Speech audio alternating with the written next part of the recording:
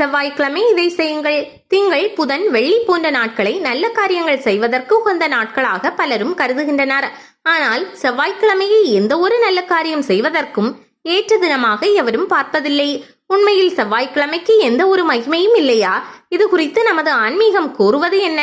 செவ்வாய்க்கிழமையில் நாம் எதையெல்லாம் செய்து என்னென்ன பலன்களை அடையலாம்? இப்படி பல தகவல்களை தெரிந்து கொள்வோம் வாருங்கள். நவக்கிரகங்களுக்குள் மிக சிறந்தது செவ்வாய் கிரகமாகும். செவ்வாய் கிரகத்திற்கு மங்களக்காரகன் என்ற சிறப்பு பெயர் உண்டு. செவ்வாய் என்றாலே மங்களமான நாள் என்று நம் முன்னோர்கள் கூறுவதுண்டு. செவ்வாய்க்கிழமை என்று எந்த ஒரு காரியத்தையும் செய்ய விரும்பாதவர்கள் வாழ்க்கையில் முழு பலனையும் அடைய முடியாது என்றும் சொல்வார்கள். முருகனுக்கு உகந்த நாளான செவ்வாய்க்கிழமையில்தான் மௌன அங்காரக விரதம் ஒன்று பின்பற்றப்படுகிறது. தர்ம சாஸ்திரங்களில் இதை பற்றி மிகவும் சிறப்பாக விரிவாக கூறப்பட்டுள்ளது. ஒருவர் செவ்வாய்க்கிழமை என்று மௌன விரதம் அனுஷ்டித்தால் யாகம் செய்த பலனை அடைய முடியும் என்று சொல்லப்படுகிறது. செவ்வாய்க்கிழமை அன்று எந்த ஒரு விவாதத்திலும் ஈடுபடக்கூடாது.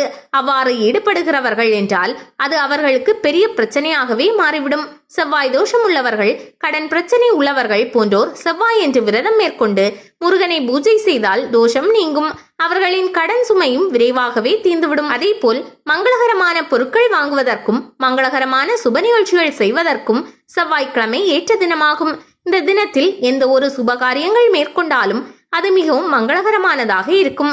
கடன் பிரச்சனையால் அவதிப்பட்டு கொண்டிருப்பவர்கள் செவ்வாய் ஓரையில் சிறிது சிறிதாக கடனை திருப்பி கொடுத்து வர உங்களது கடன் விரைவில் அடைந்து அந்த பிரச்சனையிலிருந்து விரைவாக வெளிவர முடியும். ஏதேனும் நோயினால் அவதிப்படுபவர்கள் செவ்வாய் ஓரையில் வைத்தியம் மேற்கொண்டால் விரைவிலேயே நோயிலிருந்து விடுபடுவீர்கள். முருகப்பெருமானுக்கு உகந்த நாளான செவ்வாய்க்கிழமை அன்று முருகன் கோவிலுக்கு சென்று நல்லெண்ணெய் தீபம் ஏற்றி வந்தால் நோய் நொடி இல்லாமல் நிறைவான செல்வங்கள் பெற்று இனிமையான வாழ்வினை அடைய முருகப்பெருமான் திருவருள் புரிவார். அதிலும் செவ்வாய்க்கிழமையில் பிறந்தவர்கள் இதனை தொடர்ந்து செய்ய அவர்களுக்கு சுகமான வாழ்வு கிடைக்கும்.